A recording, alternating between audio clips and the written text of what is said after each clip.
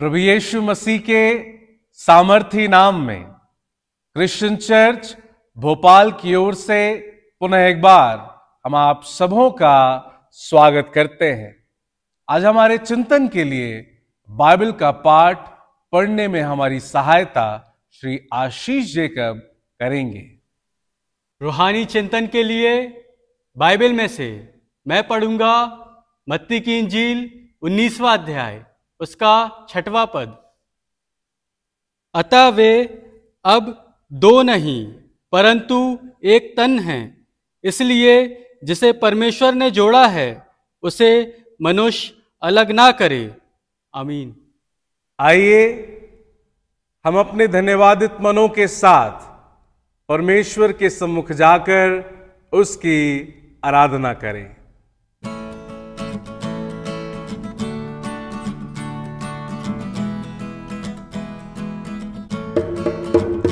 धन्यवाद प्रभु इस दिन के लिए, धन्यवाद प्रभु जीवन के लिए, धन्यवाद प्रभु इस दिन के लिए, धन्यवाद प्रभु जीवन के लिए, धन्यवाद धन्यवाद धन्यवाद धन्यवाद धन्यवाद धन्यवाद धन्यवाद धन्यवाद। आकाश है ऊंचा जैसे प्रभु जी तेरी धरती पर, करुणा है तेरी वैसे प्रभु जी तेरे लोगों पर। आकाश है ऊंचा जैसे प्रभु जी तेरी धरती पर, करुणा है तेरी वैसे प्रभु जी तेरे लोगों पर।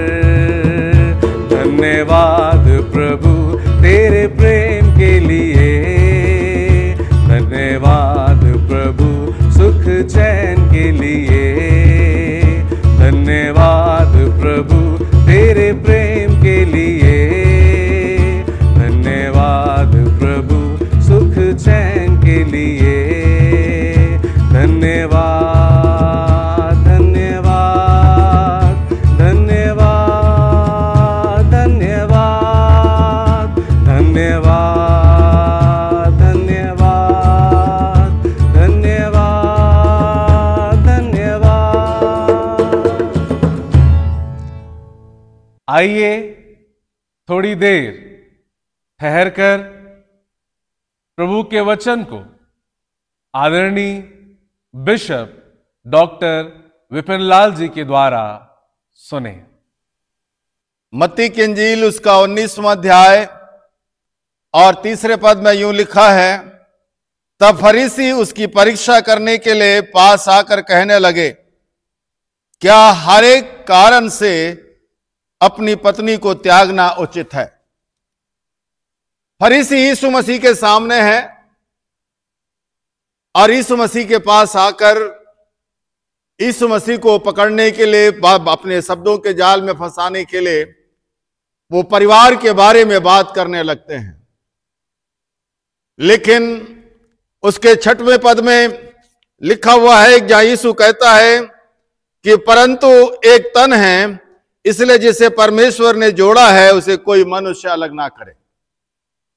अक्सर हम अपने जीवन में बहुत बार इन वचनों को विवाह के अवसर पर, विवाह वर्षगांठ के अवसर पर, अनेक अवसरों पर हम सुनते हैं और मानते चले आ रहे हैं।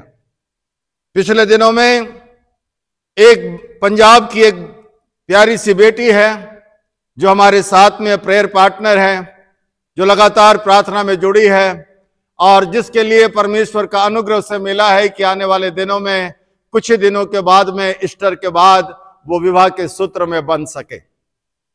और अक्सर वो मुझसे पूछती है कि पास्टर अंकल कि मैं कैसे अपने पारिवारिक जीवन को आशीष में बना सकूं। जब भी मैं उसकी बात को सुनता हूं तो मुझे बहुत अच्छा लगता है एक पिता के रूप में, एक प्रभु के सेवक के रूप में, कि हम अपने परिवार के प्रति कितना चिंतित है। आज हमारी चिंता का विषय कलीसिया है। आज हमारी चिंता का विषय कलीसिया से जुड़ी हुई प्रॉपर्टी है। आज हमारी चिंता का विषय कलीसिया से जुड़ी हुई अनेक सेवाएं हैं। लेकिन क्या मैं अपने जीवन में अपने परिवार के प्रति चिंतित हूं? तो कुछ बातें जो मैंने अपने पारिवारिक जीवन इस 68-67 साल की उम्र में जो मैंने प्रभु से सीखी है, प्रभु के वचन के द्वारा, जिसे मैंने और मेरी पत्नी ने परमेश्वर की आशीषों को पाया है, मैं उन छोटे से अनुभव को जो प्रभु के द्वारा मुझे मिला है, मैं उन तमाम जवान बच्चों तक बांटना चाहता हूं जो विवाह करने वाले हैं या विवाह के लिए तैयार हैं या जिनका विवाह आने वाले समय में होने वाला है, कि हम कैसे अपने परिवार को जो आने वाले दिनों में हम एकता के सूत्र में बंधेंगे, प्रभु के घर में बंधेंगे, प्रभु के सेवकों के द्वारा बंधेंगे। और जिसके लिए हमारे माँ बाप ने बड़ी प्रार्थनाएं की हैं, जिसके लिए हमारे माँ बाप के पास में जितना भी धन उनके पास में है वो सब कुछ उस विवाह के अवसर पर खर्च किया जाएगा। लेकिन परिवार की आशीषों को पाना माँ बाप के हाथ में नहीं है, लेकिन परिवार के आशीषों को पाना पति और पत्नी के जीवन के बीच में बनी हुई। यहां पर प्रभु यीशु मसीह कहता है कि जिसे परमेश्वर ने जोड़ा है।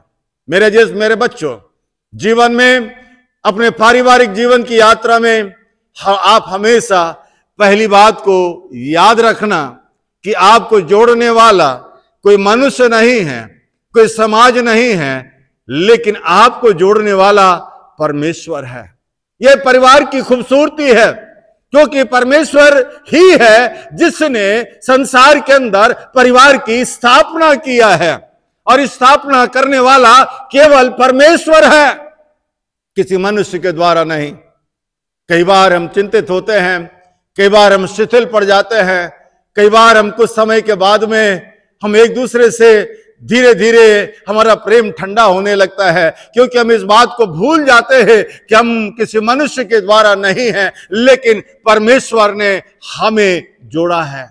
जब परमेश्वर ने आपको जोड़ा है, ये भावनाएं आपके जीवन के अंदर सदैव बनी रहेंगी, तभी जाकर आप अपने परिवार का आनंद और परिवार के मूल्य को आप समझ सकते हैं, या उस मूल्य को बनाकर रख सकते हैं कि मुझे परमेश्वर ने जोड़ा है।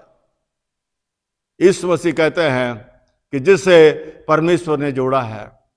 दूसरी बात, मेरे प्यारे बच्चों, जीवन में इस बात को याद रखना कि आपके विवाह के लिए चाहे माँ बाप लाखों रुपया क्यों ना खर्च कर दें, चाहे आपका विवाह का पोशाक कितना भी महंगा क्यों ना हो, चाहे आपके विवाह का दावत कितना भी महंगा क्यों ना हो, लेकिन इससे बढ़कर आपको प्रतिदिन के जीवन के अंदर आपको इस बात को स्मरण रखना कि आपके जोड़ने के पीछे परमेश्वर की एक बड़ी योजना है। क्योंकि बाइबल हमें इस बात को सिखाती है कि परिवार परमेश्वर के अनंत काल की योजना है। तो आप बड़े भाग्यशाली हैं, आप बड़े खुशनसीब हैं कि आपको परमेश्वर ने अपने अनंत काल की योजना का एक हिस्सा बनने के लिए परमेश्वर ने अलग किया है इस बड़े विवाह के द्वारा। परमेश्वर के अनंत काल की योजना, परमेश्वर के वचन में लिखा, जहां परमेश्वर ने बड़े बड़े बुद्धिमानों को इसका हिस्सा नहीं बनाया, करोड़पतियों को इसका हिस्सा नहीं बनाया, लेकिन वही परमेश्वर आपको अपने अनंत काल की योजना का एक हिस्सा बनाया, ताकि आपके परिवार के द्वारा परमेश्वर अपने आप को संसार के अंदर क्या कर सके, प्रकट कर सके। हम प्रभु का धन्यवाद करते हैं कि आपके परिवार के द्वारा परमेश्वर की योजनाएं इस संसार में पूरी होती हैं। ऐसी कौन सी योजना है, ऐसा कौन सी योजना है जिसे परमेश्वर पूरा करना चाहता है, जहां बाइबल कहती है कि आपके परिवार में परमेश्वर अपने आप को संसार के अंदर प्रकट करना चाहता है। परिवार के द्वारा परिवार के द्वारा हमारी चिंता है कलीसिया के प्रति, हमारी चिंता है समाज के प्रति, हमारी चिंता है चर्च के रिवाइवल के प्रति, हमारी चिंता है आत्मिक जागृति के प्रति। लेकिन मैं अपने परिवार के प्रति चिंतित नहीं हूं। मैं इस बात को भूल चुका हूं कि मेरे जीवन के पीछे परमेश्वर की एक योजना है, ताकि मेरे परिवार के द्वारा परमेश्वर की योजना, परमेश्वर अपने आप को संसार में प्रकाशित कर सके। ये योजना केवल परमेश्वर को प्रकाशित करने का ही नहीं है, लेकिन इसके साथ ही साथ हमारे परिवारों के द्वारा परमेश्वर के सुसमाचार का कार्य संसार के अंदर बढ़ना चाहिए। हम बोलते हैं हमारी कलीसिया सुसमाचार का कार्य नहीं करती है, हमारी कलीसिया सुसमाचार का प्रचार नहीं करती है। जब हम अपनी कलीसिया के बारे में विचार करते हैं तो कलीसिया कौन है? बाइबल हमें सिखाती है कि परिवार परमेश्वर की एक इकाई है, एक इकाई है, एक ऐसी इकाई जिसके द्वारा परमेश्वर ने अपनी कलीसिया की स्थापना की। परमेश्वर की ये सुसमाचार का प्रचार पति और पत्नी के जीवन के द्वारा। यदि सुसमाचार मेरे पारिवारिक जीवन में नहीं है, बेटा आप अपने बाइबल के पीछे लिख लेना, आप परमेश्वर की आशीषों से कोसों दूर हैं। मैं नहीं कहता कि परमेश्वर हर एक धनवान परिवार ही सुसमाचार का हिस्सा बनेंगे, लेकिन मैंने अपने जीवन की गरीबी में, जब मेरे पास में, मेरी पत्नी के पास में कुछ नहीं था, कुछ ही कपड़े थे, कुछ ही सामान था, इसके अलावा कुछ नहीं था, लेकिन आर्थिक तंगी के बीच में भी, वो कमजोरी के बीच में भी, परिवार की निर्धनता के बीच में भी परमेश्वर ने एक पाठ जो मुझको इस 68 साल की उम्र में सिखाया, वो पाठ है कि जीवन के हर एक परिस्थिति के द्वारा, हमारे परिवार के द्वारा सुसमाचार का प्रचार इस कलीसिया में, संसार में होना चाहिए, ताकि हमारे घरों की सूखी रोटी में भी प्रभु की आशीष दिखाई दे। हमारे घर के, हमारे तन के एक सस्ते कपड़े के द्वारा भी सुसमाचार का प्रचार दिखाई दे। हमारे घर के अंदर आने वाला हर एक मनुष्य जो यीशु के नाम को लेकर आता है, चाहे वो गरीब हो, चाहे अमीर हो, चाहे पाइज हो, चाहे यीशु को ना भी जानता हो, जब मेरे परिवार के अंदर आता है तो यीशु के नाम में वो आशीष पाए। क्योंकि तीसरी बात, जो कुछ परमेश्वर ने आपको न केवल जोड़ा है, न केवल अपनी योजना का हिस्सा प्रभु ने बनाया है, लेकिन तीसरी बात और मुख्य बात, जो कुछ प्रभु ने आपको दिया है, जो कुछ प्रभु ने आपको दिया है, उससे परमेश्वर की महिमा के लिए, उसकी सेवा के लिए आप उससे इस्तेमाल करें। तब आप देखेंगे कि आपकी छोटी सी आमदनी आपके परिवार के लिए आशीष का कारण बनेगी। दुनिया में ये 100% सच नहीं है कि पति और पत्नी दोनों कमाएंगे तभी जाकर घर चलेगा। ये 100% सच नहीं है कि घर के अंदर करोड़ों रुपया, लाखों रुपया हर महीने आएंगे तभी परिवार चलेगा।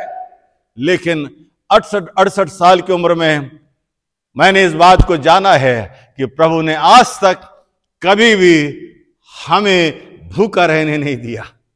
68 साल की उम्र में आज तक हमने इस बात को सीखा है कि हमारे घर में हमारी आवश्यकता से बढ़कर हमें मिले या न मिले, लेकिन हमारी आवश्यकता के अनुसार ही प्रभु हमारी आवश्यकताओं को पूरा करेगा। क्या आप चाहते हैं कि आपका परिवार प्रभु के आशीषमय हो? अपने परिवार को हर रोज इस बात से वाकिफ रखना कि मुझे जोड़ने वाला परमेश्वर है। यदि परमेश्वर ने मुझे जोड़ा है तो मेरे जीवन के प्रति परमेश्वर की योजना है, और जो कुछ योजना के तहत में जो कुछ परमेश्वर ने मुझे दिया है उसे प्रभु यीशु की सेवा के लिए जब मैं समर्पित करते हूं, बेटा याद रखना, परमेश्वर तुम्हें किसी बात में मोहताज होने नहीं देगा। किसी के प्रभु अपने अनुग्रह से किसी के सामने हाथ फैलाने का मौका नहीं देगा, लेकिन तुम्हारे घर को ही नहीं, घर के भंडार को भी प्रभु आशीषित करेगा और ऐसी आशीष देगा जो कि जिसके द्वारा ना केवल आप परंतु आपके परिवार के बुजुर्ग, आपके परिवार के सदस्य, आपके परिवार के जरूरतमंद, आपके परिवार के हर एक लोग जिन्हें आपकी आवश्यकता है आशीष पाएंगे। क्या आप चाहते हैं? आइए हम प्रार्थना करें। हमारे जीवित अनुग्रहकारी प्रभु, परिवार के मूल्य को जानने के लिए हमारी सहायता करें। हमारे सारे जवान बच्चों की सहायता करें, ताकि हमारे जवान बच्चे जीवन में तेरे द्वारा जोड़े जाएं और तेरे द्वारा आशीष पाएं। प्रभु यीशु के नाम से मांगते, आमीन। परमेश्वर पिता, पुत्र और पवित्र आत्मा तमाम विश्वासियों को और विशेषकर हमारे जवान बच्चों को आशीष दे, आमीन।